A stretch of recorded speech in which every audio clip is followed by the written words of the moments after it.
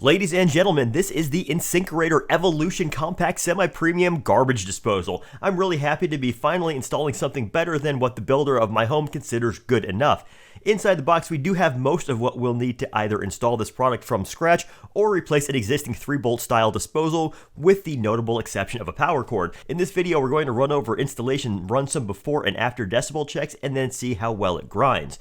In order to get this all set up, we'll need some common household tools. These include a putty knife, a couple of screwdrivers, some acetone or mineral spirits for removing old seal residue, some new sealant, either plumber's putty or silicone, maybe a mallet, and paper towels.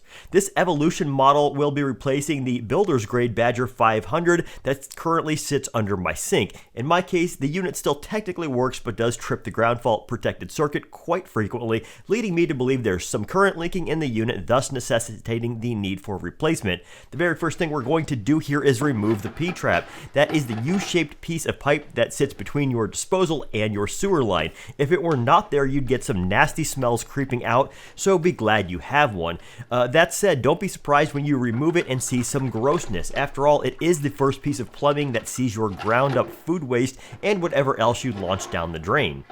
In my case, my dishwasher has its own drain, so you might need to disconnect this as well. Because of this, I can move right along to removing the disposal itself. To do so, just insert something like a screwdriver or the hex wrench that came with the new unit and use it as a lever to twist. Be careful here though, as it can drop fast. Next up, we've got a choice. If you've already got a 3-bolt mount in place like we have here, you could just reuse it and save yourself some time. In essence, just twist on the new one in the reverse order you just removed the old one and you'd be almost done. However, I like the finish on the new one and thought I'd swap it out for the purposes of this video. So here we go. We first need to loosen the 3 bolts. They shouldn't be too tight. Next, there is a retention ring that needs to be removed. One can do this by simply inserting a flathead screwdriver and pressing down. It's at this point that the whole assembly is technically free, but you may need to pry around a little bit as the whole thing might be semi-glued together from the previous install's putty or silicone. Finally, a really light tap from the mallet below gets her loose, and we're about ready to start putting things back together. Before doing so, I like to make sure the old surface is free of any residue. Here I'm going to wipe down with a little acetone. Mineral spirits would work as well, but is much slower drying and I don't like to wait.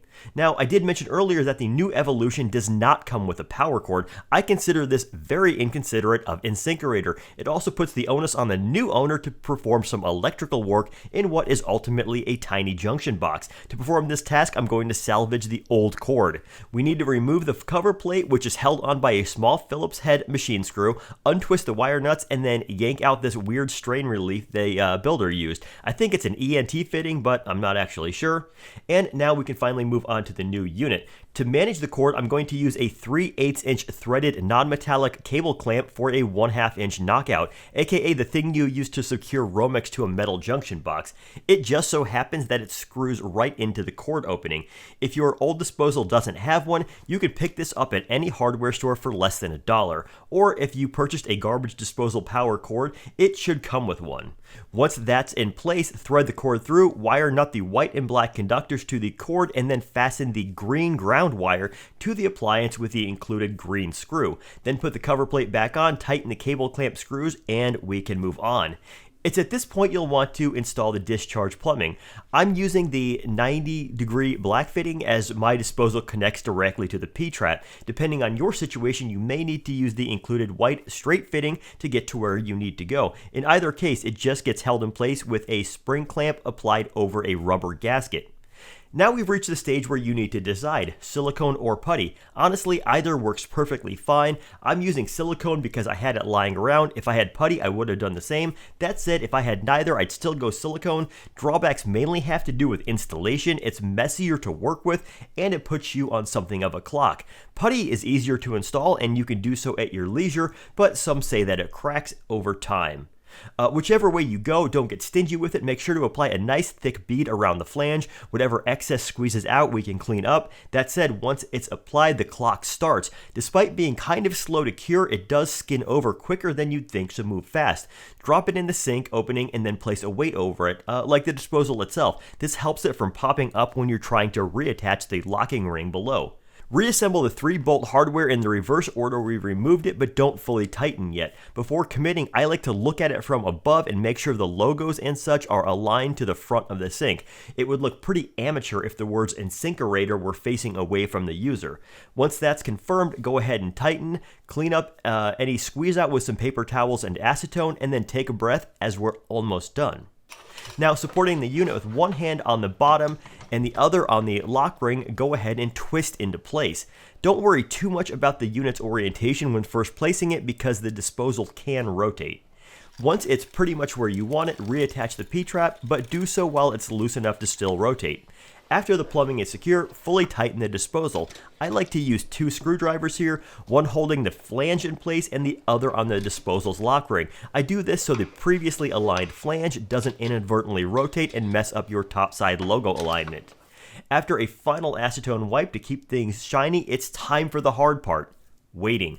I'm going to place some painter's tape over the sink so nobody accidentally turns on the faucet while the silicone is drying and let it sit overnight. We can, however, take a moment to admire our work. Once installed, I personally think this unit looks very nice, much more modern than the fully utilitarian eyesore that is the Badger line, in case anyone actually cares how the area under one's sink presents itself. In any case, the next morning arrived and it was showtime. Task 1 is to check for leaks. Here I inserted the included stopper and filled the sink with about 2 inches of water, let it sit for a few minutes, and then went underneath. Here we're looking for leaks, and to my eyes it looks good to go, which means it's time for a little test. First up, I've got a bowl of compost that I've been saving for just this minute.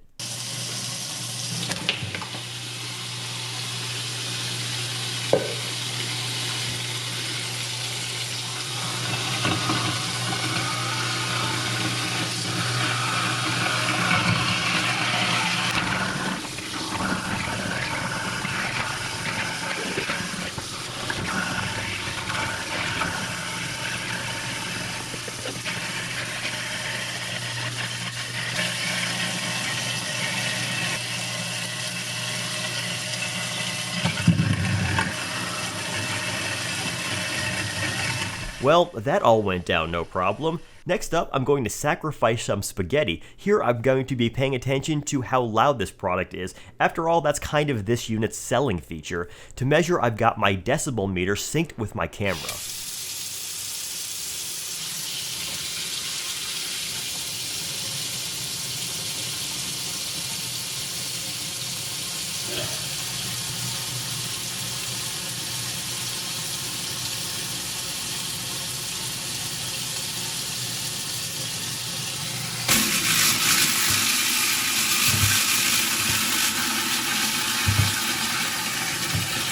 So what we saw here was about 76 decibels with just the water running, 76.5 to 77 with the disposal running, and then about 95 while grinding. Now, just for fun, let's see what the Badger did.